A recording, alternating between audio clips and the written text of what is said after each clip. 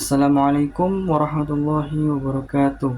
Yang terhormat kepada dosen pengampu mata kuliah Perencanaan Pendidikan Ibu Dr. Helena Nelis MPD, dan yang saya banggakan kepada teman-teman semuanya.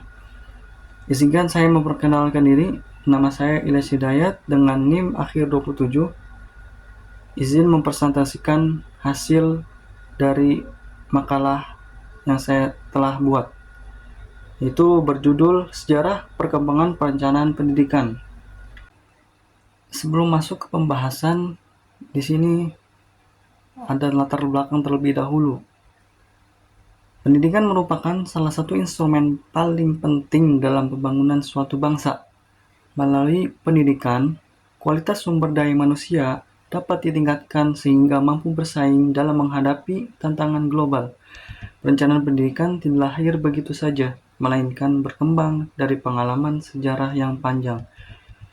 Di sini juga ada rumusan masalah, yaitu apa pengertian perencanaan pendidikan.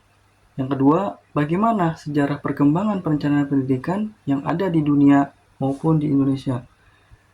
Yang ketiga, apa relevansi sejarah perkembangan perencanaan pendidikan terhadap kondisi pendidikan saat ini. Ada pula tujuannya, yaitu pertama, menjelaskan konsep dari teori perencanaan pendidikan.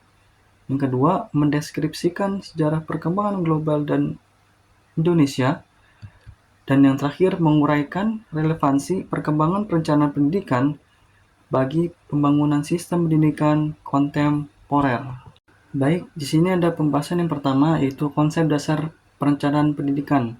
Perencanaan pendidikan adalah salah satu cabang ilmu pendidikan yang berfungsi mengatur dan merancang berbagai kegiatan pendidikan secara sistematis, logis, serta berdasarkan data dan analis. Menurut Tilaar 2002, perencanaan pendidikan merupakan suatu proses dalam menentukan tujuan, kebijakan, strategi, serta langkah-langkah praktis yang akan dilakukan untuk mencapai tujuan pendidikan dalam suatu periode tertentu. Dan di sini ada beberapa definisi dari para ahli. Yang pertama ada dari Yusuf Enoch. Perencanaan pendidikan adalah proses mempersiapkan alternatif keputusan untuk tindakan masa depan dalam pendidikan yang diarahkan pada pencapaian tujuan tanpa mengabaikan aspek ekonomi, sosial, maupun budaya. Dan yang kedua yaitu Nurholis. Perencanaan pendidikan adalah suatu upaya untuk menghubungkan antara kondisi pendidikan saat ini dengan yang diharapkan pada masa mendatang melalui kebijakan dan program terencana. Dan dari beberapa definisi tersebut, dapat disimpulkan bahwa perencanaan pendidikan adalah proses yang bersifat rasional, sistematis, dan berorientasi masa depan untuk mengembangkan sistem pendidikan sesuai dengan kebutuhan bangsa dan tuntutan zaman. Yang kedua yaitu ada fungsi perencanaan pendidikan. Perencanaan pendidikan juga memiliki fungsi yang sangat vital dalam penyelenggaraan pendidikan. Fungsi tersebut antara lain, yang pertama, fungsi direksional atau fungsi arah, yaitu menentukan arah kebijakan pendidikan agar tidak berjalan tanpa tujuan. Dan yang kedua, ada fungsi koordinasi, yaitu mengintegrasikan berbagai unsur pendidikan seperti kurikulum, guru, sarana prasarana, dan dana agar berjalan dengan selaras. Yang ketiga, itu ada fungsi efisiensi, membantu penggunaan sumber daya pendidikan secara optimal agar tidak terjadi pemborosan. Yang keempat, ada fungsi prediksi, yaitu memberikan gambaran kondisi pendidikan di masa depan berdasarkan data dan analis saat ini. Dan yang terakhir ada fungsi evaluasi, yaitu menjadi tolak ukur dalam menilai keberhasilan suatu program pendidikan. Yang ketiga ada tujuan perencanaan pendidikan. Tujuan utama perencanaan pendidikan adalah mewujudkan sistem pendidikan yang relevan dengan kebutuhan individu, masyarakat, dan bangsa. Dan di sini ada beberapa tujuan perencanaan pendidikan, yaitu meliputi yang pertama, menyediakan kerangka kerja untuk pengembangan pendidikan jangka pendek, menengah, dan panjang. Yang kedua ada menjamin pemerataan kesempatan belajar bagi seluruh warga negara. Yang ketiga, meningkatkan kualitas pendidikan agar lulusan siap menghadapi tantangan global. Dan yang keempat, menyesuaikan program pendidikan dengan perkembangan ilmu pengetahuan, teknologi, dan kebutuhan dunia kerja. Dan yang terakhir, memberikan dasar yang kuat bagi perumusan kebijakan pendidikan nasional. Selanjutnya yaitu prinsip-prinsip perencanaan pendidikan. Agar perencanaan pendidikan dapat berjalan efektif, ada beberapa prinsip yang harus diperhatikan terlebih dahulu. Yang pertama, rasionalitas dan objektivitas. Perencanaan harus berbasis pada data, fakta, dan analis ilmiah, bukan sekedar asumsi. Yang kedua, ada fleksibilitas. Perencanaan harus mampu menyesuaikan dengan perubahan sosial, politik, dan teknologi. Yang ketiga, ada relevansi. Perencanaan pendidikan harus sesuai dengan kebutuhan masyarakat dan pembangunan nasional. Yang keempat, ada efisiensi dan efektivitas, yaitu memaksimalkan hasil dengan sumber daya yang tersedia. Dan yang kelima, yaitu ada partisipatif, yaitu melibatkan berbagai pihak termasuk pemerintah, guru, orang tua, dan masyarakat. Yang berikutnya yaitu teori perencanaan pendidikan. Untuk memahami bagaimana perencanaan pendidikan disusun, terdapat beberapa teori yang dapat dijadikan landasan. Antara lain, yang pertama, teori sinoptik. Itu menekankan pada pendekatan sistematis dan menyeluruh. Biasanya digunakan untuk perencanaan jangka panjang. Dan teori ini cocok untuk pembangunan pendidikan nasional. Yang kedua, ada teori inkremental,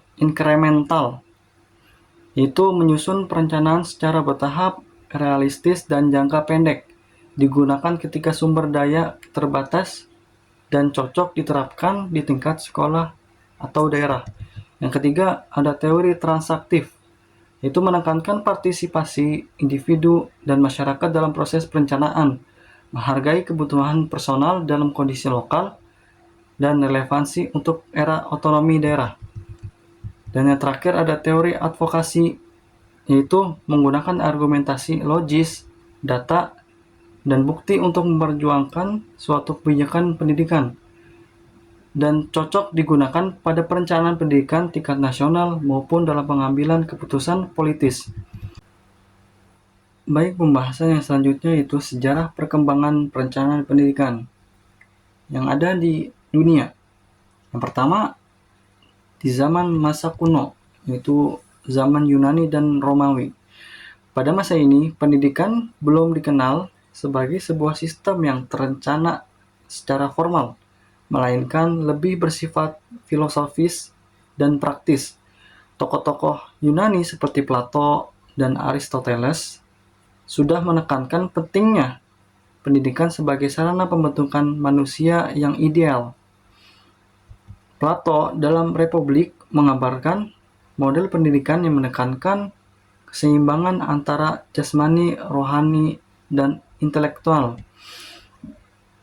Yang kedua, pada masa abad pertengahan dan Renaissance, itu pendidikan sangat dipengaruhi oleh gereja, sehingga perencanaan pendidikan diarahkan pada aspek religius. Sekolah katedral, dan universitas awal di Eropa berfungsi menyiapkan pendeta dan cendekiawan. Yang ketiga, pada abad ke-18 dan ke-19, revolusi industri. Revolusi industri di Eropa membawa perubahan besar. Pendidikan mulai direncanakan untuk memenuhi kebutuhan tenaga kerja terampil di pabrik maupun di industri. Yang keempat, abad ke-20. Pada abad ini, pendidikan menjadi prioritas pembangunan nasional. Muncul lembaga internasional seperti UNESCO pada tahun 1945 yang mendorong pentingnya perencanaan pendidikan berbasis data, penelitian, dan analisis ilmiah. Yang kelima, yaitu era kontemporer pada abad ke-21. Perencanaan pendidikan saat ini sangat dipengaruhi oleh globalisasi, teknologi digital, dan tujuan pembangunan berkelanjutan.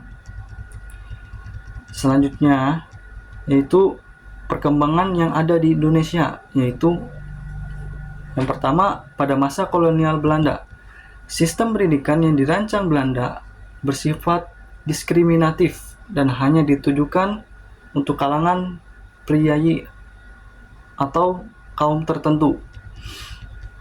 Yang kedua, pada masa awal kemerdekaan tahun 1945 sampai 1960.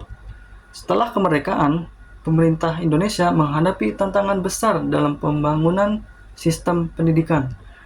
Perencanaan pendidikan saat itu lebih berfokus pada membuka akses pendidikan seluas-luasnya, menyusun kurikulum nasional pertama 1947, melakukan pemerataan guru dan sarana yang sangat terbatas, dan Undang-Undang Nomor 4 Tahun 1950 tentang Dasar-Dasar Pendidikan dan Pengajaran di Sekolah menjadi landasan hukum pertama Perencanaan Pendidikan Nasional.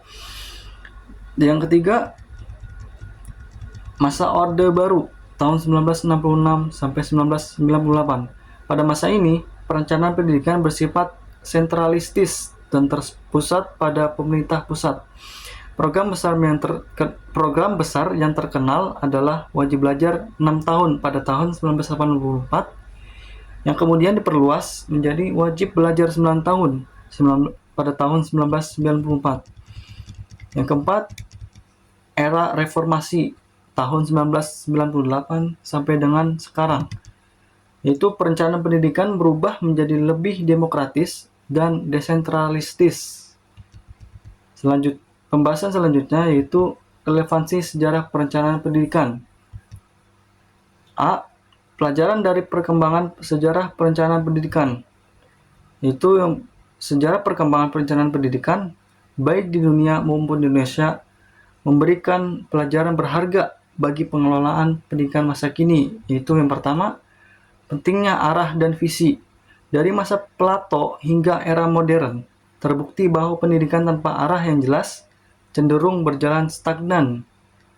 Indonesia belajar dari masa kolonial bahwa pendidikan yang diskriminatif hanya memperkuat ketidakadilan sosial.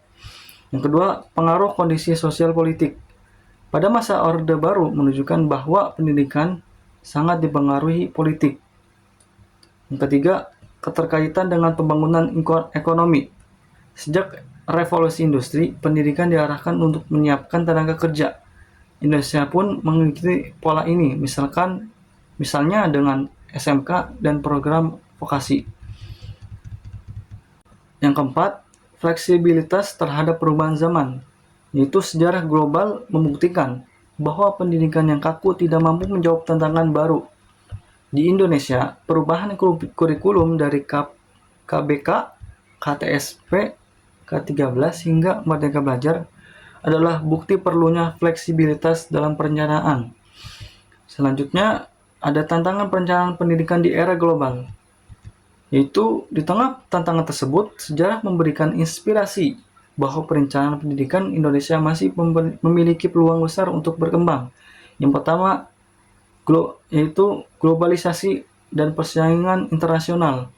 Pendidikan Indonesia harus mampu menyiapkan generasi yang kompetitif di tingkat global, bukan hanya nasional.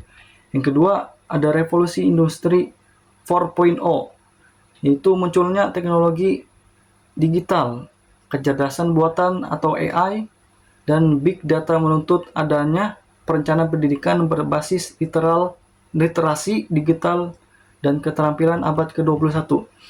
Yang ketiga, ketidakmerataan akses pendidikan, yaitu walaupun sudah ada program wajib belajar dan BOS, kesenjangan antar wilayah masih sering terjadi, terutama di daerah 3T, yaitu terdepan, terluar, dan tertinggal. Yang keempat, kualitas guru dan tenaga kependidikan. Masih banyak guru yang belum kompeten di dalam digital, padahal kurikulum saat ini menuntut adaptasi tinggi. Dan yang terakhir, perubahan kebutuhan masyarakat. Pendidikan tidak hanya menyiapkan tenaga kerja, tetapi juga membentuk manusia berkarakter, demokratis, dan berwawasan kebangsaan. Selanjutnya, ada relevansi sejarah untuk pengembangan pendidikan di Indonesia. Yang pertama, menghindari pengulangan kesalahan masa lalu. Sistem kolonial yang diskriminatif dan sentralistik membuktikan bahwa pendidikan harus demokratis, adil, dan merata. Yang kedua, menjadi landasan dalam merumuskan kebijakan baru. Setiap perubahan kurikulum harus berdasarkan evaluasi sejarah sebelumnya, bukan sekedar pergantian politik. Yang ketiga, menumbuhkan kesadaran historis dalam perencanaan pendidikan dengan memahami akar sejarah. Bangsa Indonesia lebih mampu menyusun perencanaan pendidikan yang sesuai jati diri bangsa sekaligus relevan dengan kebutuhan global. Yang keempat, mengarahkan pendidikan menuju visi Indonesia Emas 2045. Sejarah membuktikan bahwa pendidikan adalah kunci pembangunan. Maka perencanaan pendidikan saat ini harus diarahkan pada tercapainya generasi unggul, kreatif, dan berdaya saing di era global. Jadi kesimpulannya adalah perencanaan pendidikan merupakan bagian vital dalam pembangunan bangsa. Sejarah menunjukkan bahwa perencanaan pendidikan berkembang sesuai dengan konteks zamannya, baik di dunia maupun di Indonesia. Perencanaan pendidikan masa kini harus relevan, fleksibel, dan berorientasi pada kebutuhan global serta cita-cita nasional. Mungkin cukup sekian dari saya. Mohon bila ada kata salah, mohon dimaafkan. Assalamualaikum warahmatullahi wabarakatuh.